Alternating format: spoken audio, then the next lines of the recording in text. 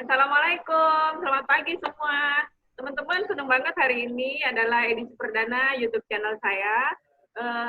Kita mau ngobrolin apa sih? Jadi ini kan weekend, enaknya kita ngobrol-ngobrol satu yang bisa inspiring atau yang ngasih rekomendasi ya. Jadi karena ini YouTube perdana saya, edisi perdana, yang saya undang kali ini tentu orang yang terdekat dengan saya. Saya dengan sosok ini udah berteman sejak tahun 80, sejak SD. Jadi kami berpisah waktu tahun 96. Jadi saya ke Jakarta, Yeni tetap di Palembang. Jadi sosok Yeni ini adalah the one and only karena dia adalah sahabat saya sejak kecil. Ayo kita panggilin aja yuk. Yeni.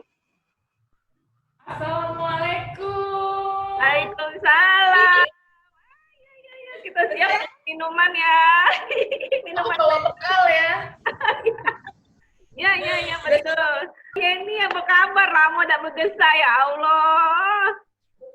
Iya, sudah berapa kali purnama kita Sudah berapa purnama ya? Setahun yang lalu, Yen. Juli tahun lalu terakhir ketemu.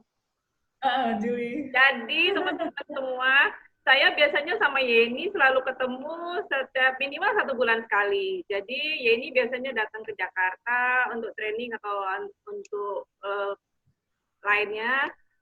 Kan anaknya juga sekolah di Jakarta. Nah, tapi belakangan ini kami nggak pernah ketemu lagi, terutama karena pandemi ini. Jadi saya udah kangen banget, pengen ngobrol sama Yeni. Yeni, apa kabar, Yen? Alhamdulillah, sehat. Alhamdulillah ya. Sehat ya. Semua sehat ya, alhamdulillah ya. Yen, kan udah berasa banget nih ya pandemi ini memaksa kita untuk stay di rumah. Betul. Nah, di rumah aja. Di rumah aja. Kegiatan apa Yen yang berbeda sebelum dan setelah PSBB? Iya. Jadi kalau dulu sebelum pandemi ya, biasanya kalau weekend gini, itu aku sebagai emak-emak yang inilah ya, pasti kalau sudah weekend itu mulai nganter anak, dan lain-lain lah pokoknya kemana-mana. Tapi sejak pandemi ini ya jadinya karena nggak kemana-mana kan, di rumah aja, itu lebih sering tetap memantau, tapi lebih tepatnya sambil legeh-legeh gitu, HP-an sambil merekam medsosan ya. Aktivitas anak-anak dan suami tetap kita pantau ya. Tapi ya itu sambil di rumah aja. Di rumah aja. Jadi work from home, learn from home ya Yan ya. Tapi sekarang udah new normal ya Yan? Udah new normal. Gitu ya. Jadi kalau di rumah weekend nih, anak-anak kan biasa kita liatin kegiatannya ngapain aja. Biasanya dia nggak jauh-jauh dari HP-an, atau kalau misalnya sekarang nih, kalau aku kan punya anak 2 tuh yang cewek-cewek, hobinya masak-masak, lihat resep YouTube ya. Terus nggak cuma anak aja ya, suami juga dikepoin lagi ngapain. Tapi ya biasa lah, kalau suami tuh pandemi atau nggak pandemi, dari dulu memang kalau sudah weekend itu dia asik dengan hobinya. Dia punya hobi memang dari dulu tuh seneng otomotif ya, lebih ke motor sih. Nah ini mungkin kalau misalnya Ai lihat nih, iya tuh yang di belakang motor-motor ya. Ini motor, ini hasil karya suami karena dia hobi kutak-atik. Nah, handmade ya? Motor. Handmade ya? Kenapa? Handmade ya? Custom ya? Handmade. Jadi dia tuh kalau kan suami di luar kota, jadi kalau misalnya weekend pulang ke rumah itu langsung kutak-atik motornya, nanti dimodif gitu kan, motor, ada motor lama, motor tua, dia bangun, dia bikin jadilah motor gitu. Ada yang bikin sendiri. Kalau dulu kan suami itu kan hobi motoran, ikut komunitas sana sini ya. Kan moge ya. Tapi kalau moge belum pernah bikin sih. Kebanyakan ini motor-motor lama ya, yang dibongkar pasang. Kalau kita kan mainnya dulu puzzle ya. Nah, suami juga bongkar pasang, tapi bongkar pasangnya mesin motor, rangka-rangka dari motor-motor lama itu, terus dia bangun, dia bikin jadi motor gitu, yang sesuai dengan keinginannya dia. Karena dia tuh karena kecintaannya terhadap motor itu, jadi dari dulu tuh pengen punya motor yang orang lain nggak punya. Gitu. Wih, keren banget itu, keren. Jadi itu bikin sendiri itu pakai desain gitu nggak? Jadi karena memang dasarnya hobi kan ya, jadi mungkin terlintas jadi dari yang motor, kerangka motor Honda CB lama gitu, terus nanti mesinnya dipasang mesin motor lain gitu, dipasang. Ya, jadi itu proyek apa yang baru selesai? Itu kayaknya baru tuh ya, yang itu ya, baru ya. Kalau misalnya kelihatan nih motornya kecil ya, karena ini memang didesain. Ya, ukurannya kecil. Ukurannya kecil karena memang didesain khusus untuk anak-anak. Ya ampun, jadi anak-anak sekarang dibikinin motor. Jadi kebiasaan. Iya. Kalian lihat ya. Kecil, kecil kan? Iya, beda ya. Sama yang ini. Oh iya. Nah, ini motor dewasa. Ya ampun. Itu bikin sendiri semua ya? Yang pesan kalau yang Jadi proyek ini yang baru selesai, bikin motor anak-anak ya? Yang baru selesai ini motor anak-anak. Tapi ini sekarang lagi mau bikin lagi yang untuk anak-anak juga, karena anaknya banyak ya. Anaknya tuh yang hobi, yang sering riding bareng-bareng hari Minggu tuh ada 2 gitu kan. Nah, jadi ini baru mau bikin lagi yang lebih kecil lagi, rodanya mau dikecilin. Nanti deh aku tunjukin videonya ya. Jadi dari kerjaan iseng-iseng yang Sabtu Minggu itu udah bikin berapa ya? Kalau sampai sekarang, ini kan sebenarnya suami ini mulainya tuh sudah kira-kira 5 tahun yang lalu ya. Sampai sekarang tuh sudah mungkin adalah 10 motor yang sudah selesai, hasil karya sendiri. Tapi itu dipakai sendiri semua? Dijual? Jadi dia kan kebiasaannya kalau misalnya udah selesai, motor satu selesai, difoto-foto sama dia, terus ditaruh di medsos, diposting di medsos gitu kan. Terus nanti teman-teman komunitas atau ada yang lihat tuh nanya, wah itu dijual nggak? Ya gitu, kalau misalnya ada yang mau, cocok, dilepas. Tapi kalau misalnya nggak ada yang ini, nggak ada yang suka atau belum ada yang ini, ya dipakai sendiri. Oh, jadi itu kegiatan iseng-iseng tapi mendatangkan uang ya? Hobi ya? Keren, keren ya?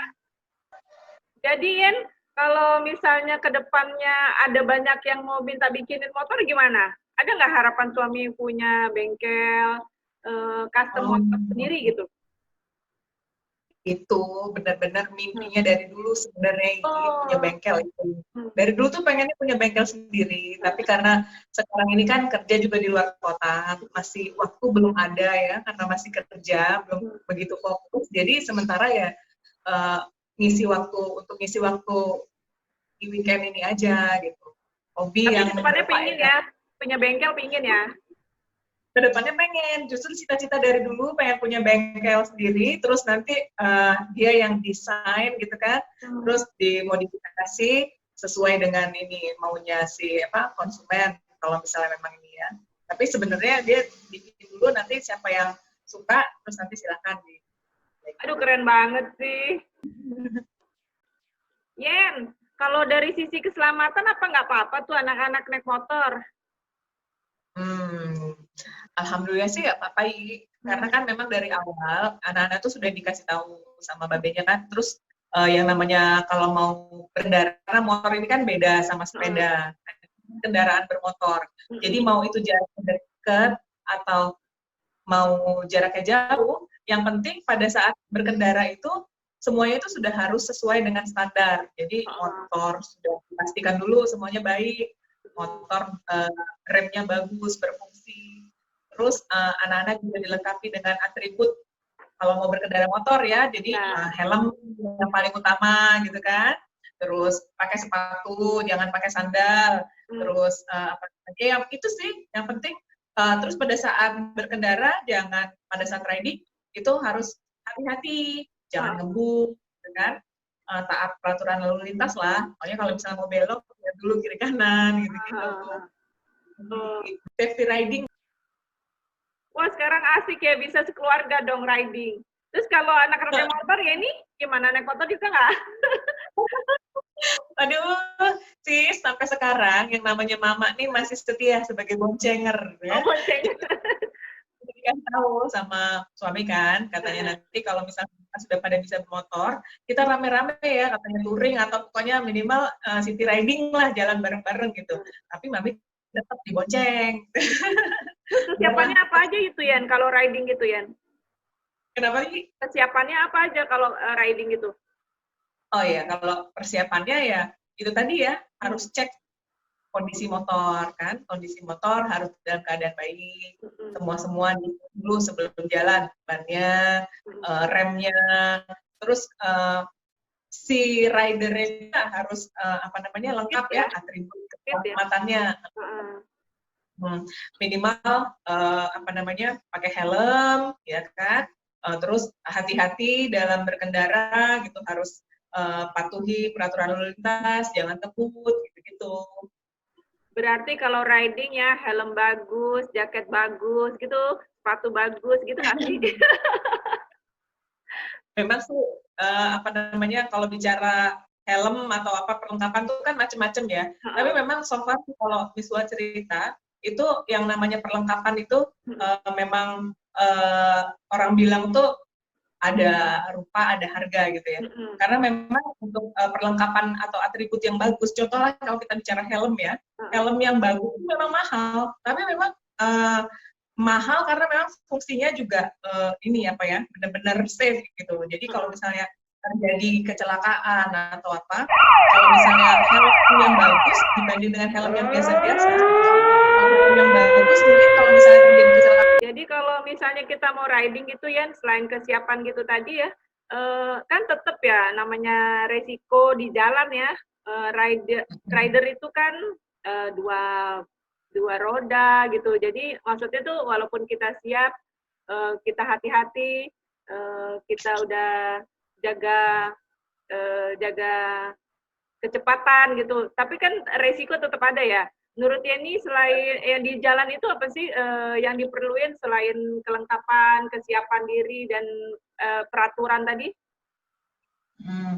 Nah itu ya, tadi kan kalau berkendara kita sudah ikuti semua prosedur keselamatan ya. Tapi kan kita lagi dimanapun, apapun bisa terjadi yang namanya resiko ya. Apalagi kalau yang namanya riding, ini kan beda ya sama kita driving ya. Kalau motoran itu kan langsung kebuka gitu kan, walaupun kita juga sudah hati-hati, udah taat peraturan lalu lintas, tapi yang namanya resiko itu bisa ada di mana-mana, apalagi di jalan raya. Dan untuk seorang rider itu faktor resikonya itu lebih lebih besar. Nah, jadi lebih beresiko. Jadi ya kalau menurut aku ya, perlindungan itu nggak cuma untuk fisiknya seperti tadi perlindungan atribut untuk melindungi si ridernya aja, tapi alangkah lebih baiknya juga kalau perlindungan tuh dilengkapi dengan fasilitas proteksi ya, asuransi ya maksudnya. Asuransi, jadi minimal tuh kalau untuk seorang rider itu tuh ada asuransi atau perlindungan untuk kecelakaan ya, dan rumah sakit itu sih. Kan waktu itu pernah ya, kayak beberapa tahun yang lalu ya, rombongan moge touring ke luar kota, terus di jalan ada kecelakaan, padahal dia kecepatannya baik-baik aja, motornya juga baik-baik aja. Itu namanya resiko ya. Jadi sebenarnya kan kenyamanan kalau kita terjadi resiko. Jadi kita nggak perlu bingung lagi mau pergi kemana, karena rumah sakit itu kartunya ada di kantong sendiri. Itu nggak ya? Betul ya? Betul. Cocok, Ki. Cocok ya. Aduh, seneng banget ya Yan, ngobrol kita minggu ini, lepas kangen. Terus kita tahu, jadi ternyata iseng-iseng, waktu yang sempit juga bisa jadi bernilai ekonomis.